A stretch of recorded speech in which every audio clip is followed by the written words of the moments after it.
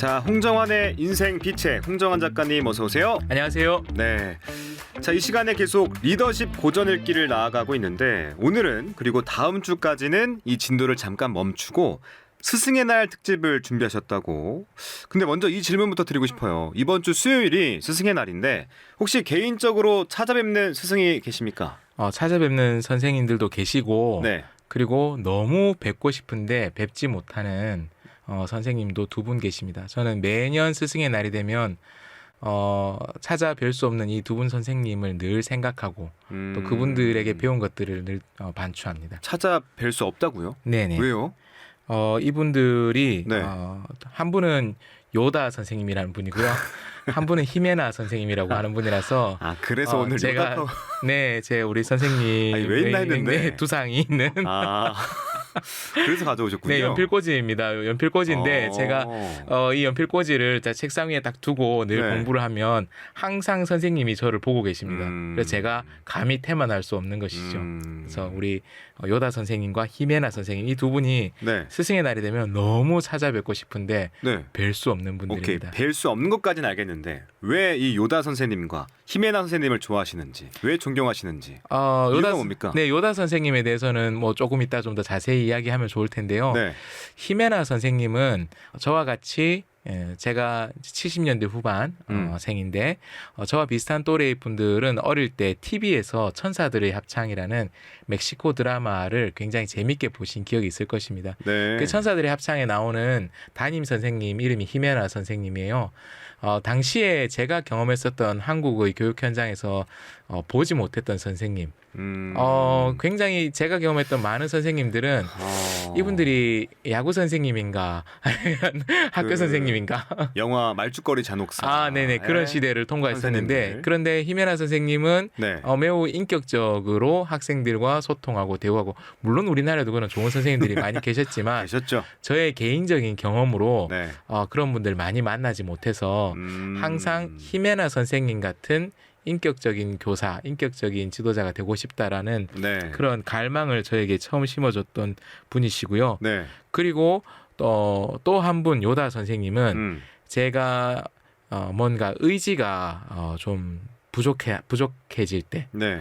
뭔가 좀 포기하고 싶고 아니면 적당히 타협하고 싶은 그런 마음이 들 때 그분의 가르침을 늘 되새기곤 합니다. 네. 그래서 오늘 좀 우리 요다 선생님에 대해서 먼저 좀 이야기를 하고 싶어서 좋아요. 네, 이분을 모시고 이렇게 왔습니다. 그 요다 선생님은 SF 영화의 전설이죠. 이 스타워즈에서 등장하는 인물 중 하나인데 네. 왜 그분을 선생님이라고 지칭하면서 따르는 겁니까? 네, 존경하기도 하고요. 네, 이것은 사실 아주 개인적인 이유가 크죠. 제가 지금은 소위 말해서 1코를 하고 있는 중입니다. 1코. 1코가 뭐냐면 일반인 코스프레라고 하는데요.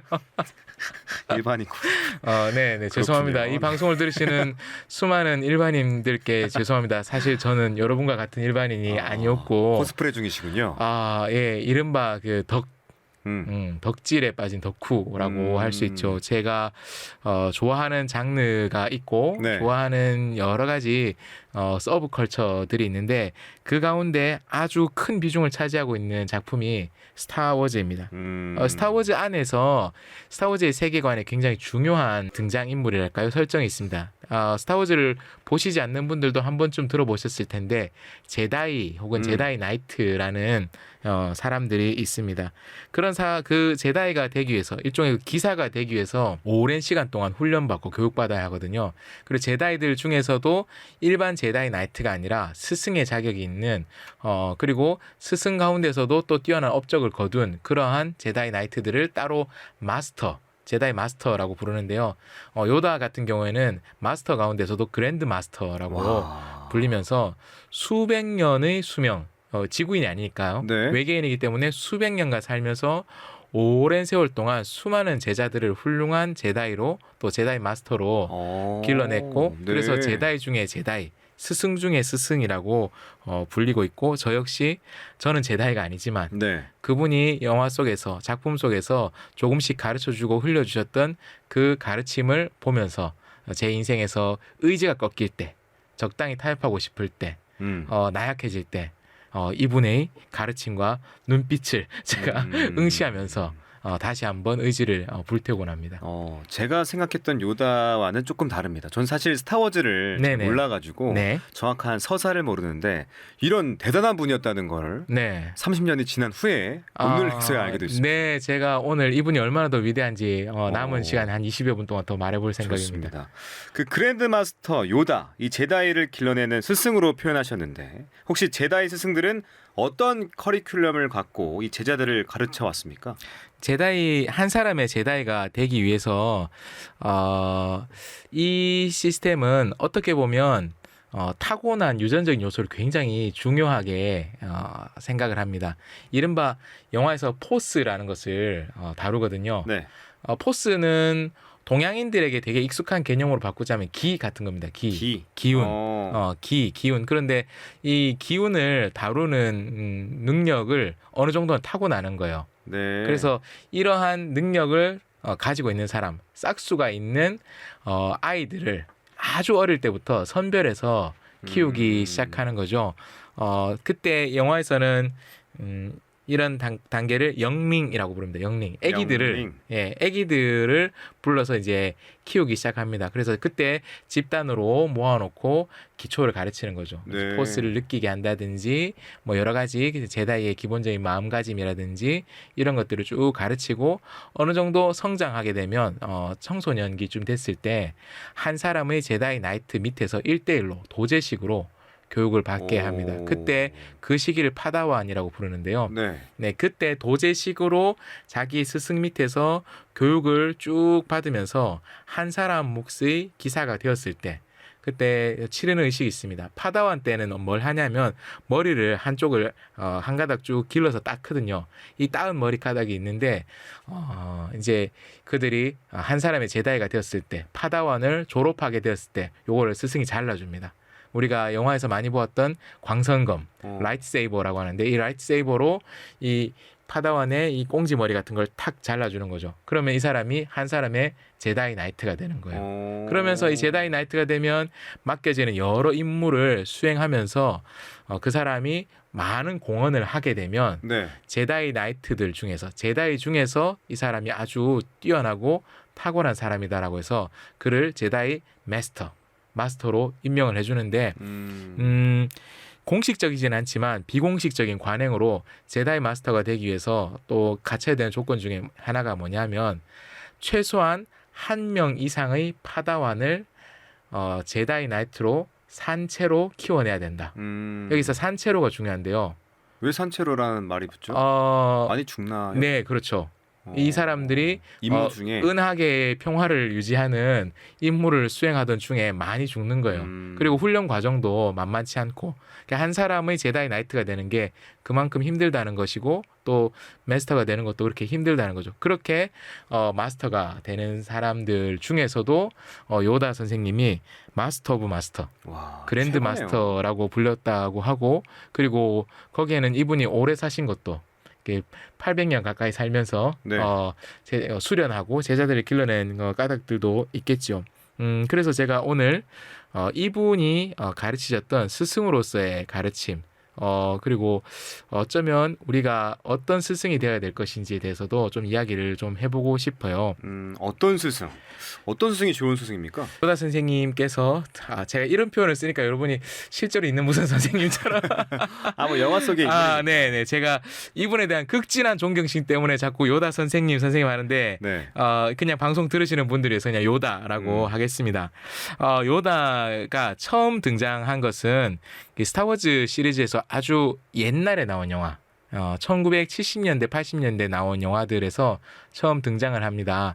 우리가 지금 보고 있는 지금 이제 그 OTT 통해서 볼 수 있는 그 스타워즈의 배열 순서랑은 실제로 영화가 나온 순서가 좀 다른데요. 네. 배열 순서로 4, 5, 6편에 해당하는 작품이 먼저 공개가 됐어요.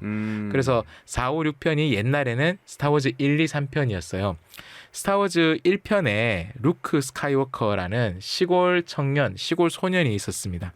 시골이라고 해도 물론 우리나라의 어떤 시골, 어떤 이런 것이 아니라 시골 행성에서 살았던 농사를 짓고 그곳에서 기계를 고치고 했던 시골의 청년 루크 스카이워커가 농사꾼으로 쭉 자라다가 어떤 일에 휘말리면서 스타워즈 에피소드 4편 그때 1977년에 나온 1편이 시작되죠. 그리고 거기서 루크 스카이워커가 진짜 스승을 찾아가야 된다라는 이야기를 듣고 떠나고 2편에서 요다라는 스승을 만나게 됩니다. 근데 첫 만남에서 요다와 루크의 인상이 별로 좋지 않습니다. 왜냐하면 제가 오늘 요다 선생님의 얼굴이 조각된 네. 이 연필꽂이를 가지고 왔지만 어디를 봐서 이분이 위대한 전사들의 대스승처럼 보입니까? 체구도 되게 작거든요. 네. 덩치도 맞아요. 되게 작아요. 네, 우리 어른들의 한 무릎 조금 위 정도 올라올 정도밖에 안 돼요. 그래서 이 루크가 그 행성에 딱 갔을 때 요다 선생님을 처음 만나서 그 행성에 살고 있는 미개한 원주민 외계인이라고 생각을 한 거죠. 그래서 나는 큰 스승을 만나러 왔다. 그 스승이 어딨냐라고 막 얘기하고 막 요다가 자기를 귀찮게 하는 것들 쫓아내려고 하고 이랬던 거죠. 그래서 두 사람 사이에 첫인상이 나빴어요. 나빴는데 요다라는 거를 이 외계인이 요다라는 걸 알고 나서 루크가 바짝 엎드리는 거죠. 이게 굉장히 이상한 이야기 같지만 사실 옛날에 우리가 무협물 같은 것들을 보면 네. 흔하게 나오는 겁니다. 진짜 스승에게 무예를 전수받기 위해서 찾아갔는데 막상 찾아간 스승이 키도 작고 늙고 추레해서 미처 그분인 줄 모르고 함부로 대했다가 그분인 줄 알고는 엎드려서 빨리 저에게 무예를 전수해 주십시오라고 하면 넌 멀었어 라고 하고 뭘 시킵니까? 청소 같은 거. 그렇죠. 빗자루질하고 뭐 이래서 처음에 약간 탐탁지 않게 대하는 것처럼 보여주고 나중에 마음을 열고 비법을 다 가르쳐 주는 거죠. 이 스타워즈가 전형적인 그런 동양의 무협물 설정을 많이 가지고 있거든요. 요다도 첫 만남에 인상이 나빴는지 루크를 훈련시키기를 탐탁지 않아 하면서 몇 가지 이유를 얘기합니다. 인내심이 없다. 분노에 가득 차 있다. 너무 나이가 많다. 왜냐하면 아까 제가 말씀드린 그렇지. 제다이의 커리큘럼은 아기 때부터 시작하는 아기부터. 거거든요. 근데 이 사람은 포스를 다룰 수 있는 타고난 재능, 유전적인 기질은 굉장히 넘쳤어요. 그러나 이미 너무 많은 시간을 그렇게 훈련받지 못한 채로 성장해버린 거죠. 그리고 결정적으로 요다가 루크를 훈련시키기 탐탁치 않아 했던 것이 네. 그가 미래만을 바라보고 있다라는 것이었습니다. 요다가 굉장히 중요하게 생각했던 가치가 뭐냐 하면 자신이 어디에 있는지, 내가 지금 어디에 있는지를 성찰하고 여기에서 출발해야 된다라는 것입니다. 꿈에 부풀어 있는 어린 시절, 젊은 시절에는 우리가 다 그렇죠, 대체로. 지금 내가 있는 곳을 생각하지 않고 먼 미래 혹은 저 멀리 어딘가에 성공한 누군가의 이상적인 모습들을 생각하게 마련입니다. 그런데 그런 진지한 현실에 대한 고찰이 빠져 있을 때 우리에게는 굉장히 심각한 문제들이 생깁니다. 스카펙이라는 유명한 작가가 있습니다. 네. 스카펙 아직도 가야 할 길의 저자인 스카펙은 원래 정신과 의사입니다. 미국의 육군 군의관이었고 정신과 의사. 그리고 지금은 그가 일종의 영적인 구루처럼 대접을 받는 그런 작가인데요. 스카펙이 정신과 의사로서 굉장히 많은 환자들을 만나본 거예요. 수많은 환자들을 만나보고 상담하고 치료하는 과정에서 발견한 것이 거의 대부분의 정신병이 공유하고 있는 뿌리가 있다라고 합니다. 그게 뭐냐면 자기의 현실을 외면하는 것입니다. 자기의 현실을 외면한다? 예, 스카펙이 아직도 가야 할 길을 이런 말로 시작합니다. 인생은 고해다. 고해. 삶은 고통의 바다다라는 말로 시작하고 이것은 위대한 진리다. 그런데 이 위대한 진리를 외면할 때 수많은 정신병이 시작된다라는 거죠. 우리가 성인이 되면서 배우는 것 중에 중요한 진리 하나가 무엇입니까? 인생이 참 내 맘대로 안 된다. 안 되는구나라는 것이죠. 그럼 인생이 내 맘대로 안 된다, 삶이 힘들다라고 할 때 우리가 선택할 수 있는 게 뭘까요?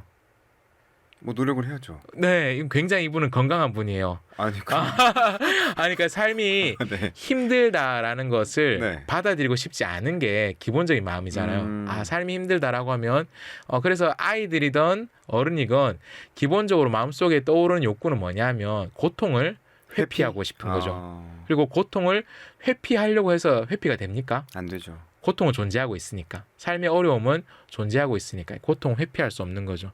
이 회피할 수 없는 고통을 회피하려고 하다 보면 사람들이 쉽게 선택할 수 있는 게 뭔가 정신을, 이성을 마비시키는 어떤 물리적인 수단에 탐닉한다든지 뭐 술이나 약물 같은 것들 맞아. 아니면 현실을 외면하고 다른 일에 지나치게 몰두할 수도 있죠.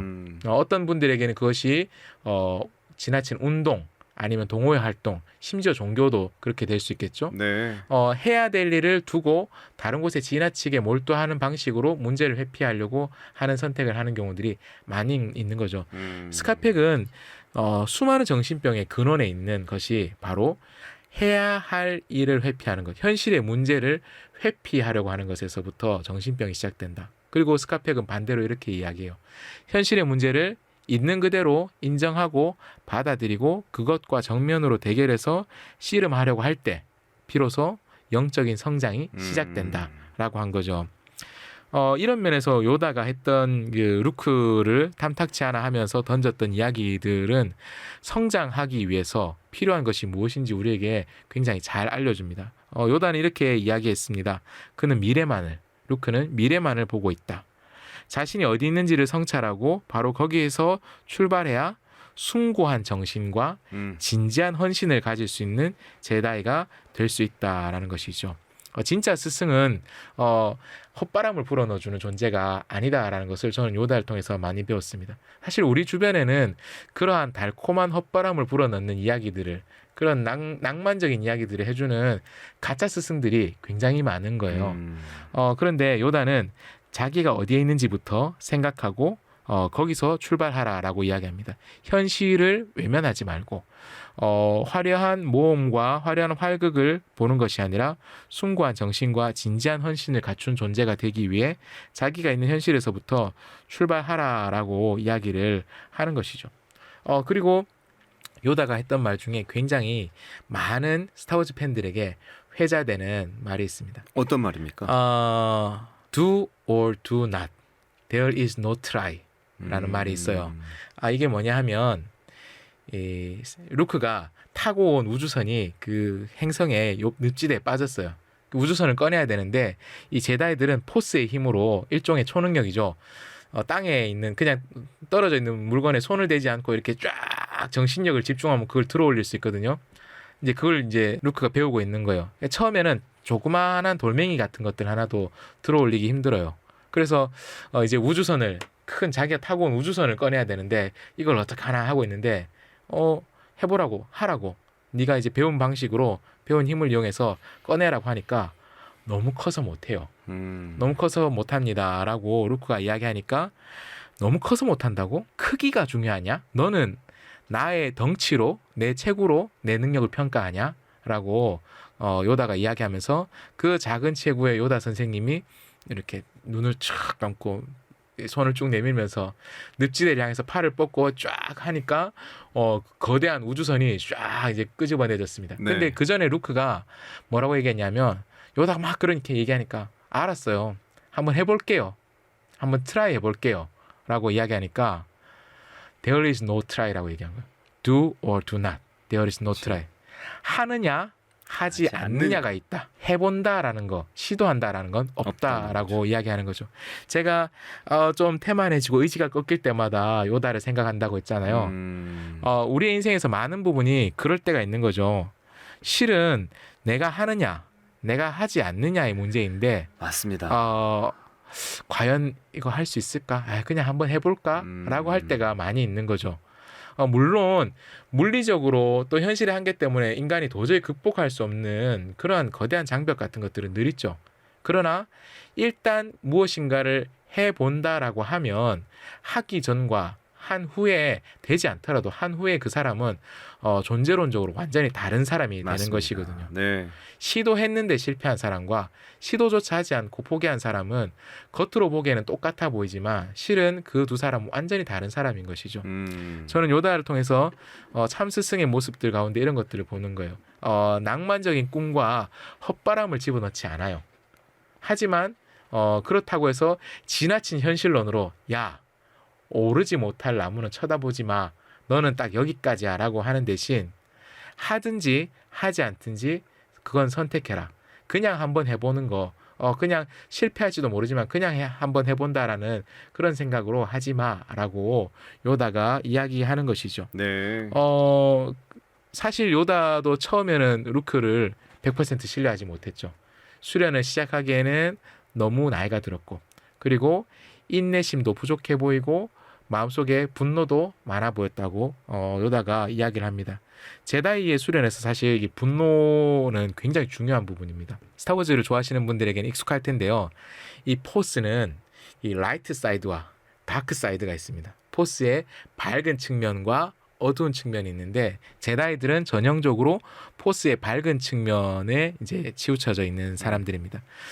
포스는 굉장히 강력한 힘이기 때문에 마음속에 어떤 그 불안정함, 그 심리의 격동, 특히나 분노나 원망 같은 감정이 있으면 그 힘을 나쁜 곳에 얼마든지 쓸 수 있기 때문에 제다이들은 안정을 굉장히 중요시하고 분노를 걷어내는 것을 매우 중요하게 생각을 합니다. 그런데 그가 보기에 루크는 모종의 이유로 마음속에 분노가 너무 이미 많은 거예요.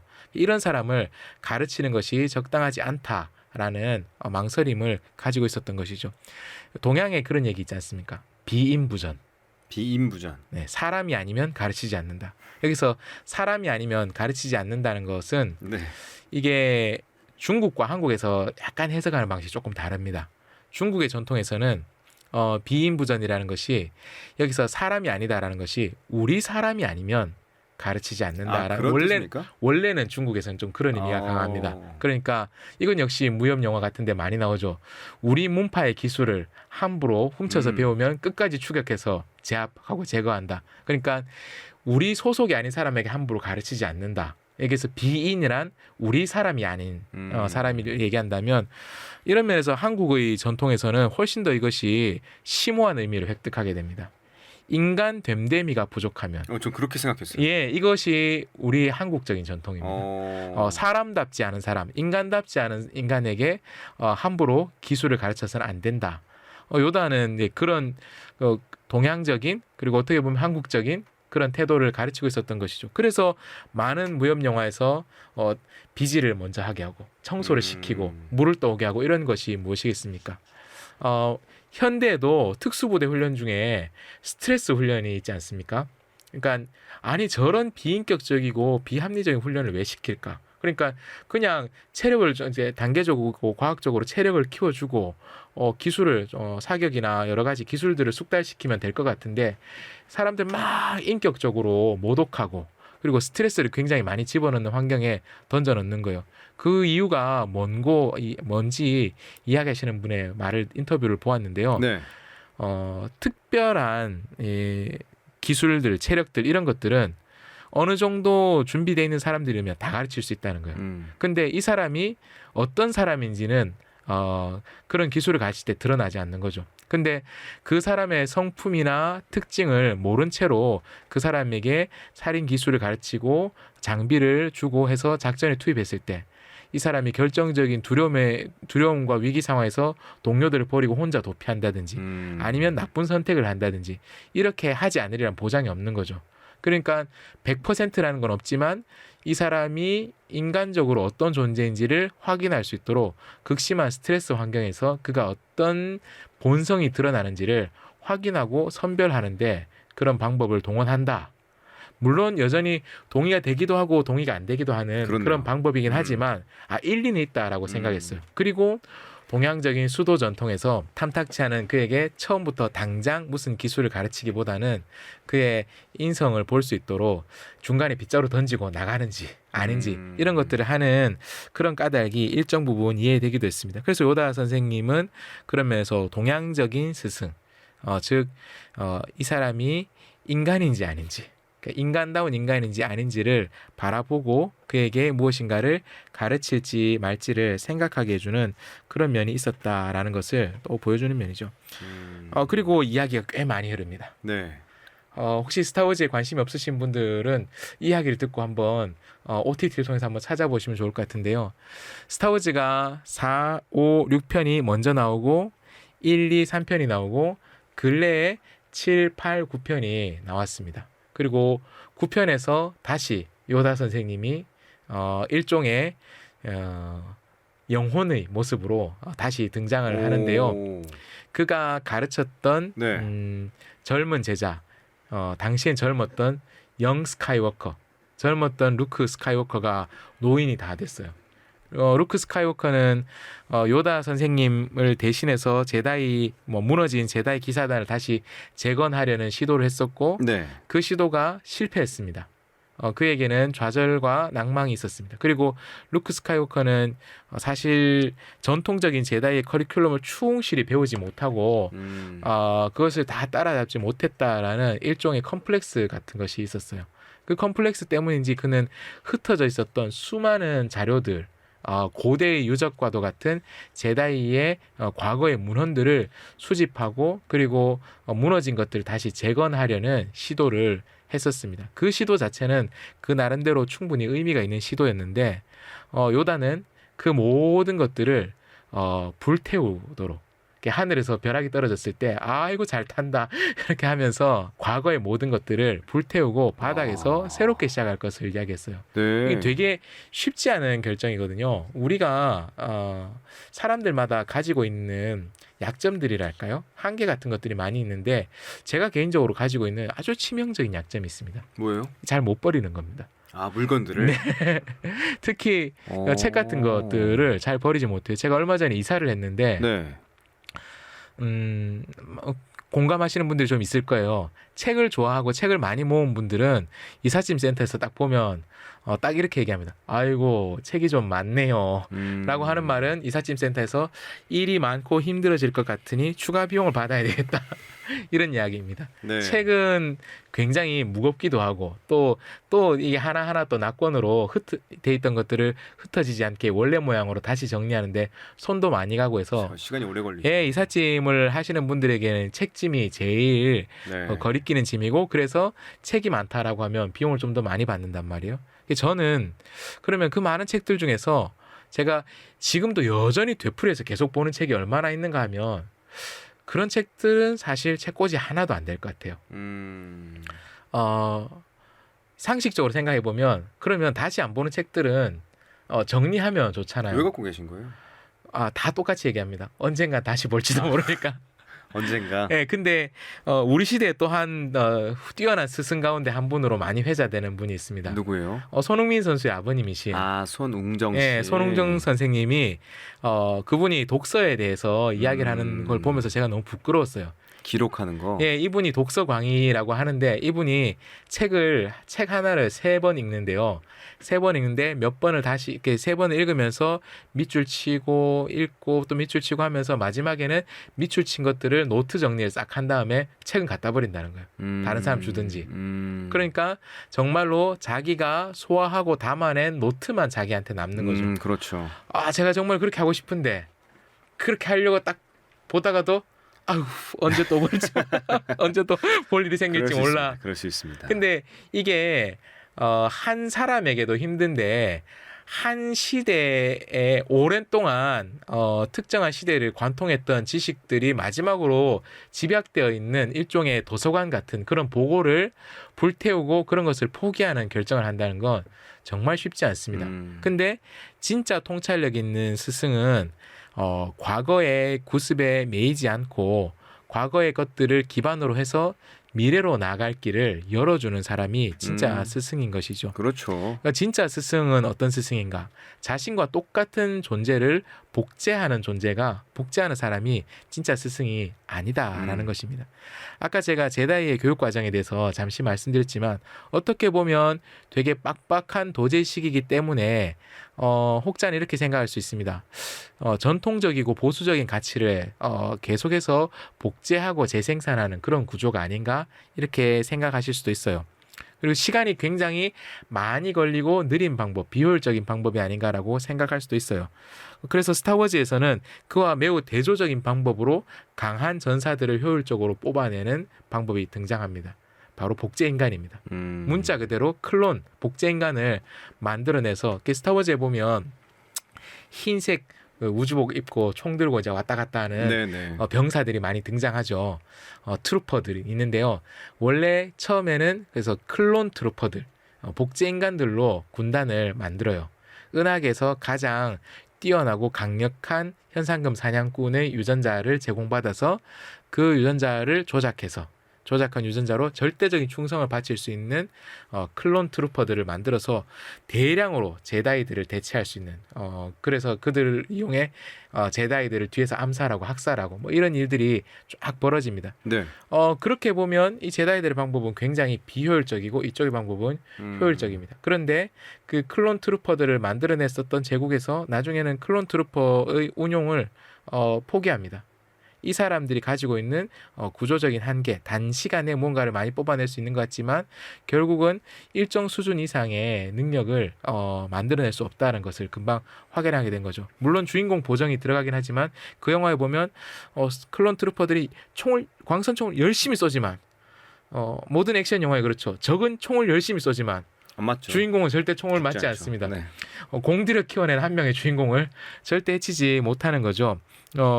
요다는 오랜 시간을 거쳐서 자신과 같이 철학을 공유하지만 자신과 똑같지 않은 한 사람의 인격체로서 제자를 키워내는 그러한 길에 대해서 이야기하고 열어주고 그것을 위해서 오랫동안 축적되어 있는 마지막일지 모르는 지적인 재산까지도 과감하게 포기할 수 있는 그런 길을 선택하도록 후배들에게 이야기했죠. 그런 면에서 저는 요다를 제가 바라보고 생각하는 지도력 혹은 스승의 이상향으로 설정하고 농담처럼 스승의 날이 되면 늘 이분이 뵙고 요다 싶다. 선생님이. 주변 사람들은 다 농담으로 듣지만 제 마음은 진심으로 그렇게 생각하고 있습니다. 네, 저는 그 작가님 말씀 들으면서 Just do it. 그냥 해라. 네네. 이 말이 참 그냥 떠올랐는데 네. 한번 도전하는 또 그 해보는 것 자체가 네네네. 되게 중요하지 않나라는 생각이 들었습니다.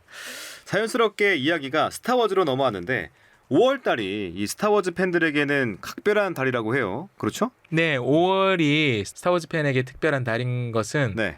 5월 4일이 스타워즈 데이입니다. 5월 4일은 왜요? 특별하게 그날에 뭐가 있어서가 아니라 스타워즈에서 굉장히 중요한 인사말이 있습니다. 스타워즈 세계관에서 제다이들이 다루는 힘이 포스라고 했었잖아요. 네. 그리고 스타워즈 세계관 안에서는 제다이들뿐만 아니라 한국 사람들이 기 빠졌다, 뭐 기 살린다 이런 것처럼 포스라는 말을 가치 있는 무엇인가라는 의미로 많이 씁니다. 그래서 그들이 이 인사를 할 때 May the Force be with you.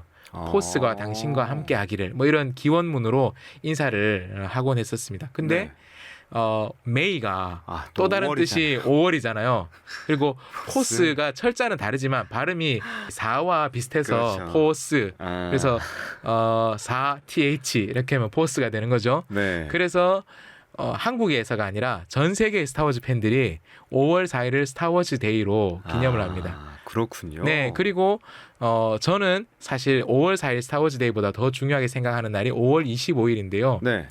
5월 25일이 1977년 5월 25일에 스타워즈 에피소드 4가 최초로 개봉한 날입니다. 그래서 저에게는 5월 25일은 스타워즈의 생일. 그리고 5월 15일 스승의 날이 되면 저는 늘 요다 선생님을 뵙고 싶기 때문에 저에게 5월은 가정의 달이 아니라 스타워즈의 달이. 스타워즈의 달인 거죠. 그래서 5월 4일 날 네, 소셜 미디어에 이제 우리 작가님 네. 스타워즈와 함께 네. 어디 뭐 박물관은 아니고 어디 갔다 오셨잖아요. 부산의 어떤 해수욕장 해변에서 스타워즈 데이 행사를 크게 하는데 그 부스가 제가 너무 일찍 갔어요. 원래 저녁부터 행사를 하는데 네. 마음이 너무 두근거리고 설레서 제가 12시 좀 넘어서 갔거든요. 우리 애들은 너무 덥다, 볼 것도 없다, 할 것도 없다 막 불만을 막 토로하고 그리고 아내가 조금 뒤에 합류했는데 전화해서 아내가 아이들에게 전화해서 재밌어라고 하니까 아이들이 아빠만 신났어. 아니, 사진 속에서도 네, 우리 그러고 작가님의 있었는데 환한 표정이 예. 인상적이었습니다. 거기에 어떤 특정한 캐릭터 코스프레를 하신 분이 있어서 맞아요. 네. 같이 사진을 좀 부탁을 하니까 이분이 너무 흔쾌하게 사진도 찍고 제가 뭐 포즈 취해달라니까 포즈도 취해주시고 했는데 저는 거기 스텝인 줄 알았거든요. 네. 그분도 그냥 놀러 오신 분이었어요. 진짜? 네. 그래서 우리가 사진 찍으니까 나중에 그분 우리 뒤에 수많은 사람들이 줄을 서서 그분과 함께 사진 찍고 당일날 그분이 연예인이 되셨죠. 그렇군요. 네. 이렇게 밝게 재밌게 방송하는 모습도 처음. 저 너무 봤는데 행복했어요, 제가 그날. 다음 주까지 네네. 스타워즈 얘기를 이어가 보겠습니다. 그리고 그 속에 등장하는 스승님들의 이야기들도 좀 만나보죠. 자, 지금까지 홍정환의 인생비책 여기까지 듣도록 하겠습니다. 홍정환 작가님 오늘도 귀한 말씀 고맙습니다. 고맙습니다.